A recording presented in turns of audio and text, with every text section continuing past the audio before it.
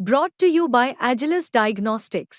Health test की बात आती है तो मैं भरोसा करता हूँ India largest diagnostics company Agilus diagnostics. खुद को टेस्ट करते रहो। हम उम्मीद करते हैं कि जैसे उनकी पुरानी यात्राएं रही हैं पिछले 10 साल में, सिर्फ अपनी तालियां बटोरना और नेताओं से गले लगते हुए की फोटोएं डालना, उससे कहीं आगे बढ़ें और देश के हित के लिए भी कुछ करके लौटें।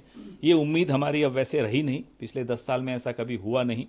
और हमें इस बात की भी अफसोस है कि अमरीकी सरकार ने प्रो खालिस्तानी एलिमेंट्स के साथ मीटिंग रखी।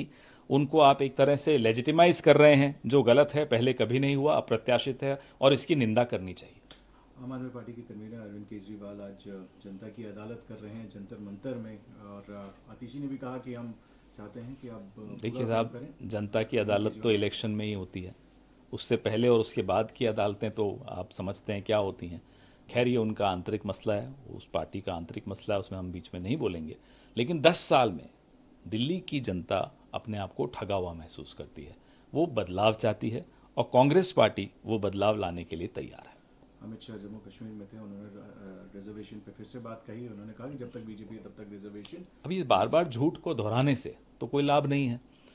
मोहन भागवत जी का वीडियो हम अमित शाह को भेज देते हैं, आपसे नंबर ले लेंगे उनका, जिसमें वो बड़ा स्पष्ट कहते हैं कि जब तक अन्याय है तब तक आरक्षण है।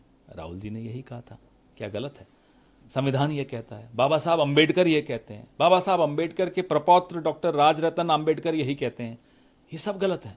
सिर्फ भाजपा के अमित शाह सही हैं, जो लगातार एक झूठ को 1000 बार बोल के उसको सच बनाने की कोशिश कर रहे हैं। वो सच नहीं होगा, क्योंकि राहुल गांधी ने कहा है कि 50% की जो सीमा है दलितों, आदिवासियों और पिछड़े वर्ग की आरक्षण के लिए, उस सीमा को भी समाप्त कर दें। क्या अमित शाह सहमत हैं? क्या उस सीमा को समाप्त करेंगे? हम चुनौती देते हैं भाजपा को। एक और आरोप लगाया कि अब्दुल्ला मुफ्तीज नेहरू गांधी फैमिली ने टेररिज्म को बढ़ावा। इतिहास पढ़ा है? अगर इतिहास पढ़ा होता तो 90 के साल में जब ये आतंकवाद बढ़ा, वहां जब कश्मीरी पंडितों को वहां से पलायन करना पड़ा, किसकी सरकार थी केंद्र में?